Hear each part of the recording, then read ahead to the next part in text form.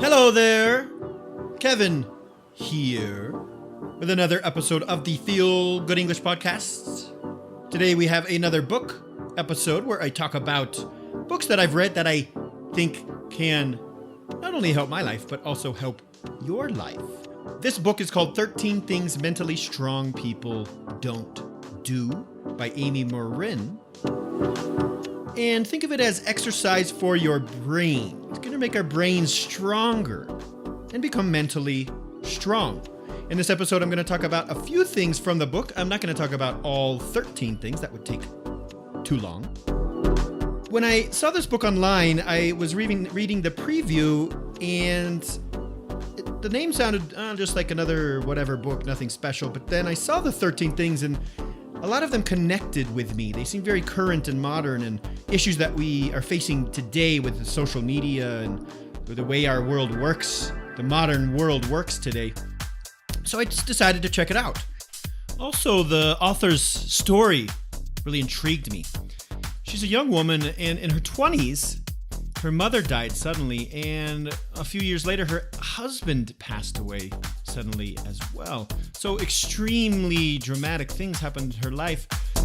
But she was able to find the strength inside herself and put 13 things in a book which helped her get through these rough times and to become the successful psychotherapist that she is today. I really enjoyed it. It gives some practical ways to deal with bad habits I might have, and maybe that you have, the way that we look at the world and the way that we connect with the world through social media, and the negative aspects that can bring into our lives.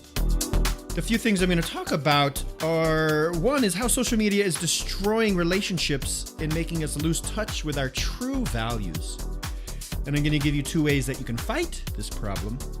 I'm also going to talk about how strong-minded people don't expect instant results. You can't become king in a day. Through social media and the media in general, want us to think that we could become rich and famous quickly, and everything happens very quickly, and we want everything right now.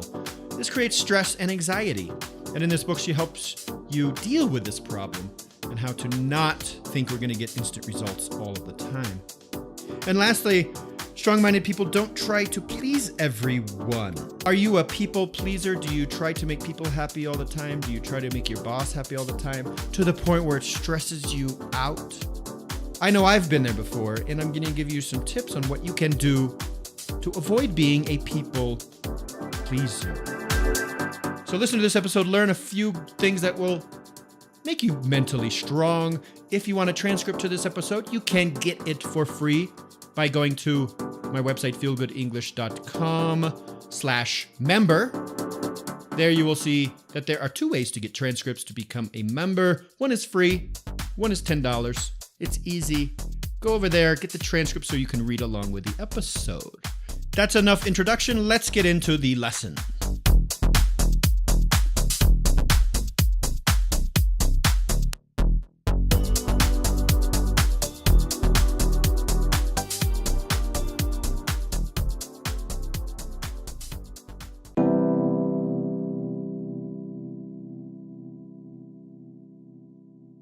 So the first one I'm going to talk about has to do with how we live our lives today and the problem that social media has caused us. And not only social media now, but it has really exaggerated this problem. So how often do you find yourself on Facebook or Instagram looking at other people's photos and posts and feeling jealous and envious of what they're doing or what they have? And it makes you feel inadequate, makes you feel like you don't have enough. Envy is a word that means we want what other people have. We are envious of what they have, and we think their lives are better, which often I think just comes down to we think they're happier than us. This happens so often these days because of social media, and it's really sad and unfortunate because it's so easy to tap into other people's lives and just do it in a very superficial way online through our Facebook or Instagram accounts. It creates this illusion that other people's lives are so much better than ours. And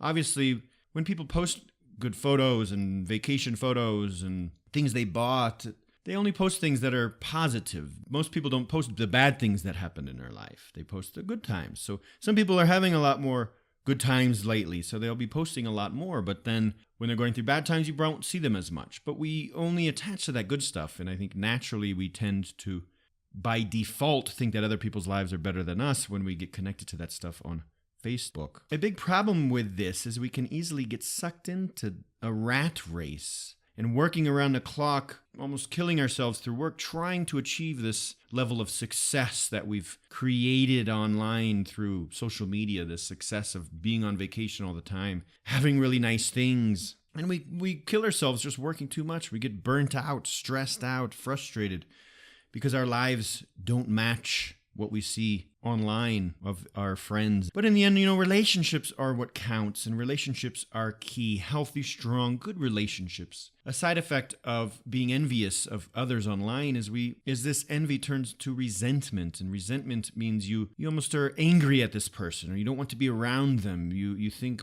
they're better than you, or you feel bad about what they're doing because you don't have it. So that creates a disconnect there, and it's all based on these photos and videos and this illusion that we've created. And what also happens is it's easy to lose touch with our values. We forget about what's important to us because we're so focused on what's happening to others. And we see this social media and media in general creates these false values. And they try to sell these values to everyone. And their objective is to try to make everybody think the same values should be important to everyone. But that's not true. We need to hold true to our own values. Couple ways to do this. First one, be grateful for what you have. When you feel envious about what other people have, or you resent what they have, almost you feel angry about what they're doing because you don't have that, stop yourself and feel grateful for what you do have. Because I can guarantee you somewhere in the world, somebody has it much worse than you do.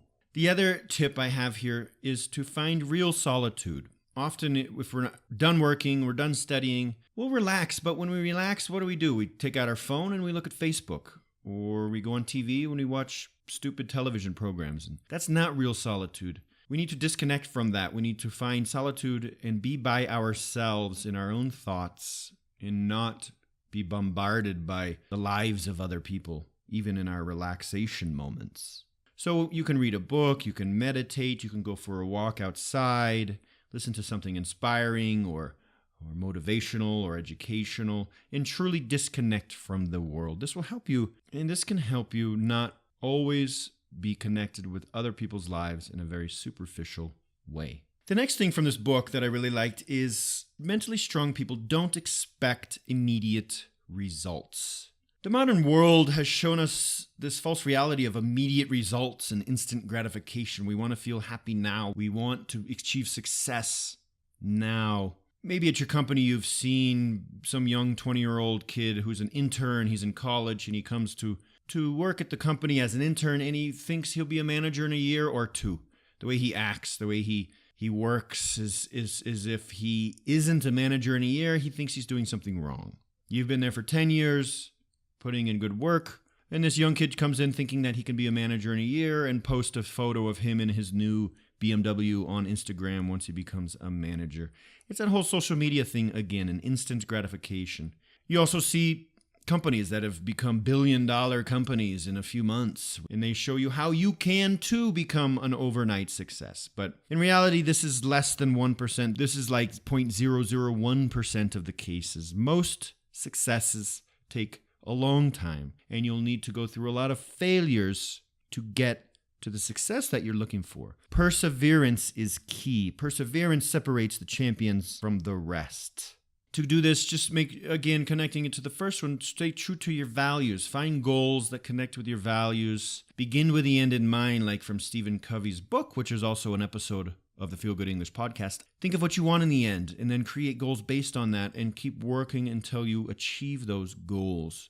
Don't lose sight of your values based on what you think would be cool online or what you think other people would accept. So focus on your goals and persevere. Know that hard work, patience, and focus will bring you the success you're looking for. And the last one here, mentally strong people don't worry about pleasing everyone. Now, this is something that I've struggled with. I think I like people to be happy. I like to make people happy. And sometimes maybe too much. I want them to be happy, so I do what they want. So sometimes I find myself doing things for others that maybe I shouldn't be doing because it's not the best thing for me. Part of getting older is we recognize things in ourselves that might stress us out, make us tired, make us feel bad, and we find solutions to these problems. And so if you find it hard to say no to people, oftentimes they will take advantage of you because they know they can, because they know you'll do what they want.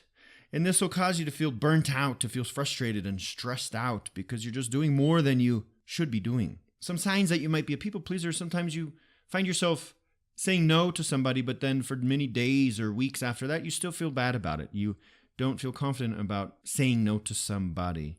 Or maybe you do something and you don't feel good about it. Maybe it's something against your values. Maybe it's something unethical or dishonest, but for some reason you're doing it because somebody else wanted you to do it. That's definitely a sign that you're a people pleaser. Or an example, maybe at work, you find yourself doing way too much work because you don't want your boss to get upset, because when he gets upset, he has a crazy temper and he gets mad and yells at everybody and everybody feels bad. So you spend a lot of time trying to avoid the situation by doing every little thing he would want you to do. And you might even be doing a lot more than you think you need to. And also, along with that, you probably can't do enough to make him happy all the time because you can't control other people's thoughts. No matter how hard you try, some people will get upset. It's not your responsibility to keep them happy. Only they can control their thoughts. Only they can make themselves angry, and only they can make themselves happy. So stop trying to control their emotions all the time. Learning how to say no and being firm and not coming up with fake excuses like, oh no, sorry, I can't go because I have to wash my dog. Coming up with these little white lies or things that aren't true makes it not a true no. Saying no and coming up with the real reason. Sorry, I can't go tonight because I've worked too hard and I'm just tired. Or, sorry, I need to be alone tonight so I can't go with you, but I would love to go another time. So being honest, saying no when you need to. And another great tip here is treat yourself like a best friend. How would you treat a best friend if they had problems or if they had issues or if they asked you to do something? For example, if I asked a friend to go out and he couldn't, I would never be like, oh, what's his problem? I understand when other people have other things going on, and I also understand I can see him in the future. So treating myself in the same way, being very generous with myself, being very open with myself can really help. So ask yourself, am I treating myself how I would treat a good friend of mine or a family member of mine?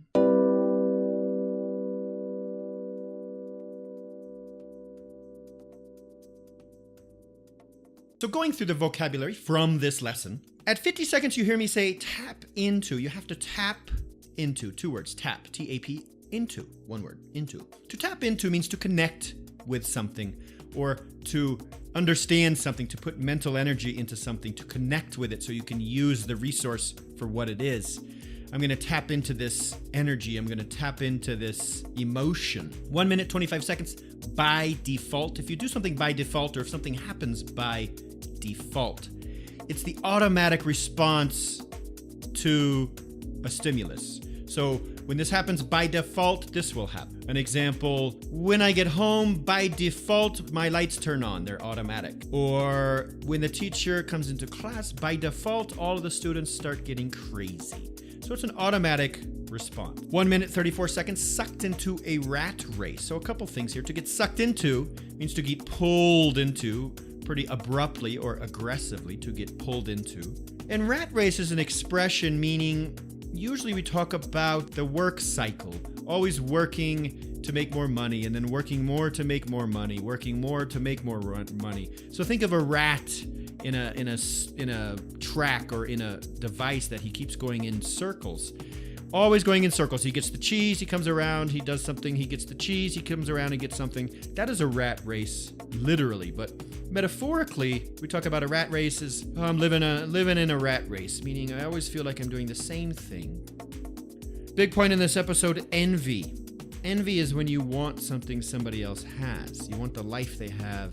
You want the things they have. You're envious of their life. And in the episode, I talk about how envy turns into resentment. Now, resentment is when you resent somebody. You have anger towards them, or maybe because you want what they have, you don't have it.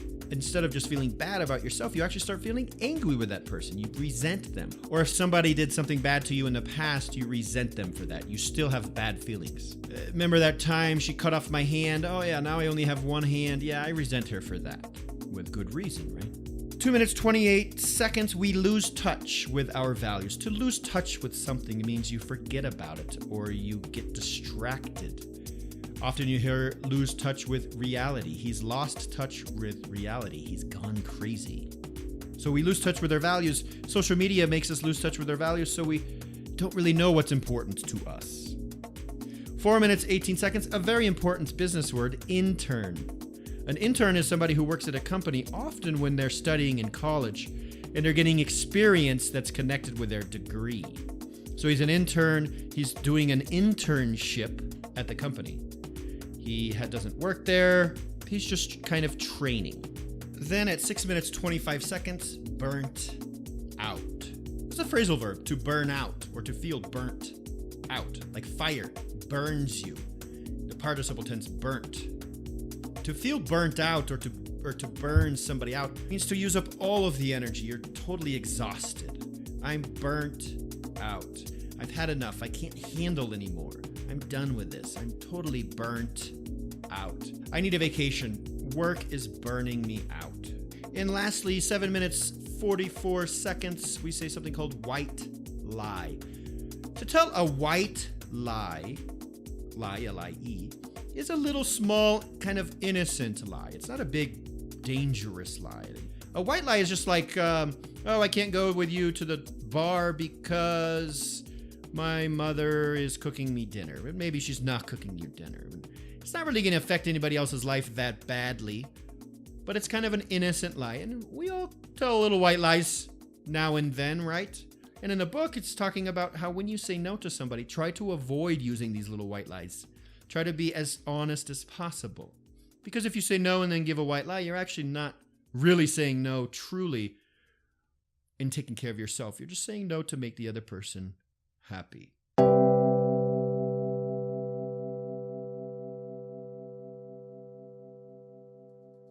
So, great book. I read through the 13 things mentally strong people don't do, and I saw a lot of them that connected with me, which led me to read this book. I hope the few things that I shared today can help you too. Again, if you like this book, go to my website, www.feelgoodenglish.com, and you'll find more notes and show notes and links and resources, and also a link to the book or the audiobook, which you can buy. And books like this are really good. They make you stronger mentally. They help you be more consistent and happy and confident about the choices that you make in life. So mental strength is just as important as physical strength. So I consider these books as going to the gym for your mind, and I hope you do too. Any questions? Send them to kevin@feelgoodenglish.com. Again, if you want the transcript to this episode, you can get it for free by giving me a review on Stitcher or iTunes. To learn more about how to do that, go to feelgoodenglish.com/member, and you can learn how to become a member for free to get free transcripts. And your rude fat mama joke for the day. In the US, we have yo mama's so fat jokes. Don't know if you ever heard one of these. But anyway, here's one. Your mama's so fat, when God said, "Let there be light," he said to your mom, "Hey, excuse me, could you step out of the way, please?" Thanks for listening, and I will talk to you soon.